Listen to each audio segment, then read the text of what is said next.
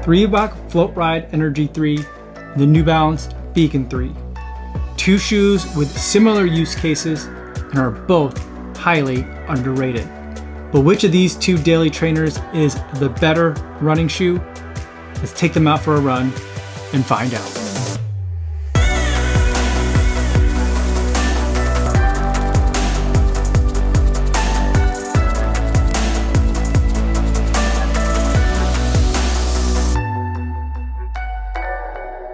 .50 miles, 8 minutes, 42 seconds per mile, 144 beats per minute today. Taking the Reebok Floatride Energy 3 out for a medium long run today, but at a very easy pace. Still kind of recovering from some lingering side effects from the Johnson & Johnson vaccine that I got earlier.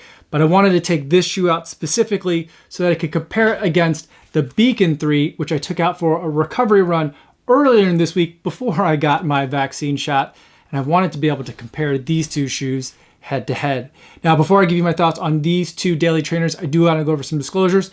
The Reebok Floatride Energy 3 is a pair of shoes that I purchased myself, and the New Balance Beacon 3 is a pair of shoes that was sent to me for the purpose of review by Roadrunner Sports. But in either event, no one's paying me to make this video or to include either one of these shoes in a battle video, and no one's going to get a chance to preview any of my footage or my thoughts before you guys get a chance to see this video on YouTube. So with those disclosures out of the way, let's talk about the Reebok Floatride Energy 3 and the New Balance Beacon 3. It's hard to imagine that both of these shoes actually came out in the same year, and both of these shoes are only in their third iteration, because I do feel like, having run in each of these, the Beacon in every single year it's come out, and in the Reebok Floatride Energy, I've run in it in this year's and in last year's version. I feel like these are both feeling like very kind of refined shoes that feel like they've been around pretty much for forever. But let's get to the specs specifically. In the Reebok Floatride Energy 3, we've got 26 millimeters of stack height in the heel with a 9 millimeter drop, giving 17 millimeters of Floatride Energy midsole foam. If we take a look at it through this little hole in the rubber here, we could see what the foam looks like, and it looks very similar to Boost, and I think that there are a lot of similarities to it in terms of the properties of it as well, and that's probably the best way to kind of describe this midsole, as being somewhat Boost-alike. On the outsole, there is full coverage rubber. There's just an ample amount of it. Definitely is signaling that this is a shoe that wants to be run for a lot of your daily miles, but also for a very long time as well in terms of long-term durability. On the upper, there's a nice and breathable mesh. Everything about the upper is very comfortable, almost a little bit to the extent of being loose. Very roomy in the toe box, in the midfoot cage, and even towards the back of the heel. There's a little bit of that Achilles flare to take a little bit of pressure off the Achilles. And there's a little bit of padding back here as well to make things a little bit more comfortable. This entire package comes in at a weight of 8.5 ounces for my US men's size 9.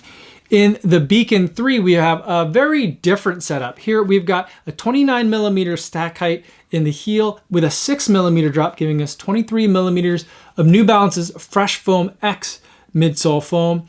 And that midsole foam is a ground contact formulation of midsole foam, because if you look on the outsole, there hardly isn't even any outsole. There's a couple of little pads of rubber in the forefoot and towards the heel, but for the most part, you're running directly on this midsole foam. And I will say that the ground contact Fresh Foam X is probably one of my favorite midsole foams that you can run on. It seems to be, I think, almost all the companies have developed a kind of midsole foam that you can run directly on and get rid of a lot of the weight and kind of like the excess rubber that's on a lot of shoes. And I will say that Fresh Foam X is one of my favorite ones to run on. And to combat the potential lack of traction, there are very deep grooves and almost pods that are created as like faux lugs within this midsole / outsole combination. Moving to the upper, there is a material that feels almost like a knit material, but it is a mesh. It's very comfortable, stretchy, and breathable. And then as you move further back, then some of the craziness starts to happen on this shoe. There is like a zebra print, not that breathable material for the midfoot cage. And then as you move back, you have what New Balance is calling their Ultra Heel, which is this thing that looks kind of like a wrinkly elephant's foot. There isn't a ton of padding up at the top like that we saw in the Reebok Floatride, but there is a little bit of padding kind of all throughout the bottom of this heel cup in this ultra heel area. The tongue is very lightly padded, pretty much no padding on it at all. Does a nice job of kind of staying out of the way.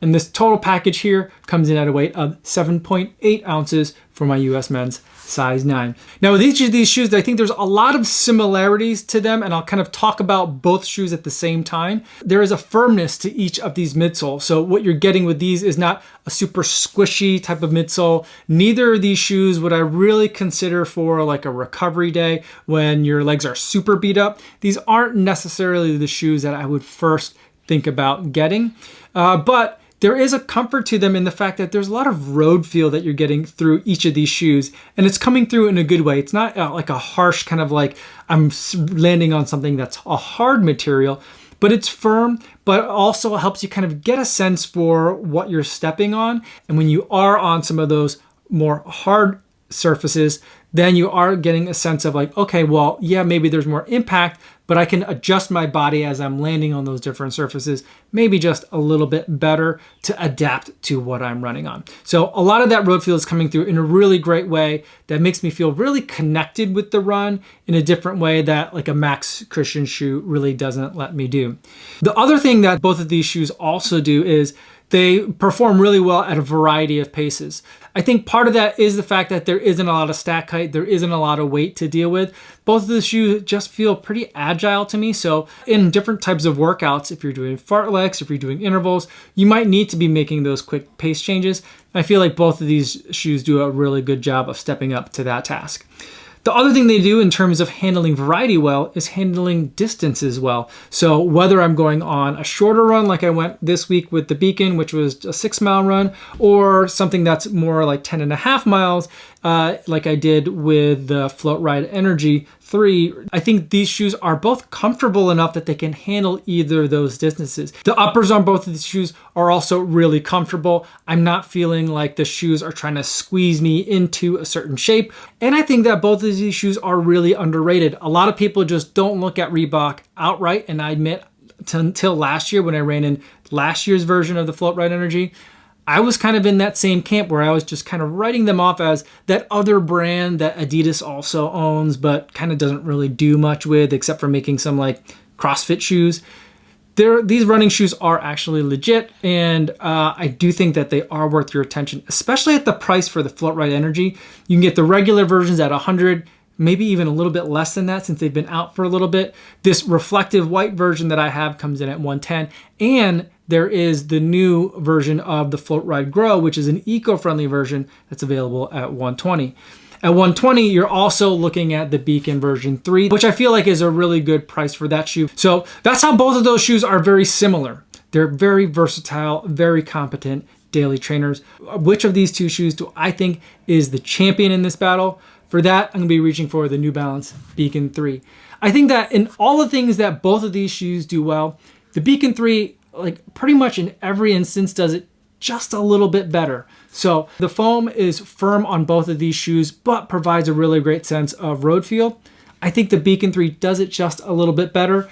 Both of them are also a little bit bouncy of a foam that make them exciting to run in. I feel like the New Balance Beacon 3 and its Fresh Foam X is a little bit better than the Floatride Energy foam that's in the Reebok. I just prefer the feeling a little bit more. There's just a touch more spring to the step. I also think that the Beacon 3 does a much better job at faster paces. And I think that's because when you look at these two shoes, both of these shoes are the same size, but the Reebok just seems like a giant shoe next to the Beacon. And I don't know if that's just the colors, like the black is slimming or something like that, but it just feels like this is a shoe that's way bigger than this one. And I feel like what it comes down to is the Reebok, to me, feels like there's just like a little bit of extra everything in the shoe, and it's just kind of like the execution is just a touch imprecise. I feel like with the Beacon 3, everything is very finely tuned, not snug, not tight, but everything just fits just in the right way and makes it feel like it can perform better. So when I am going faster in this shoe, I feel like there's less weight to the Beacon 3, and I feel like there's just less everything to it, so I feel like I'm a little bit more nimble when I need to pick up the pace. And when I need to get to faster paces, I feel like I'm getting a little bit more spring in my step from the Fresh Foam X Foam, so I prefer it when I have to do some strides that I might have in an otherwise easy run. The only part that's kind of not a home run for me with this Beacon 3, and I've talked about it in some other videos that I made about the shoe, is this Ultra Heel. Now over time, some of the weirdness has kind of mellowed out just a little bit, but it's a very polarizing part of this shoe, and a lot of people like have very strong feelings about it. Overall, I like it. I feel like it's a way of providing comfort in a shoe without having a lot of puffiness in it. So because it could do everything just a little bit better than the Floatride Energy 3, in this one, the Beacon 3 is the winner. So if you have any questions about either of these two shoes, feel free to leave them down in the comments down below. I'd love to talk to you guys down there. Or better yet, feel free to stop by the live stream that I do just about every day at 3 p.m. Central Time right here on YouTube. I'd love to be able to talk about this live with you in the chat. That's all I have for today, everybody. Thanks so much for making it all the way to the end of the video. Hopefully you guys are staying safe out there on your runs, and I'll see you in the next one. Yo, what's going on?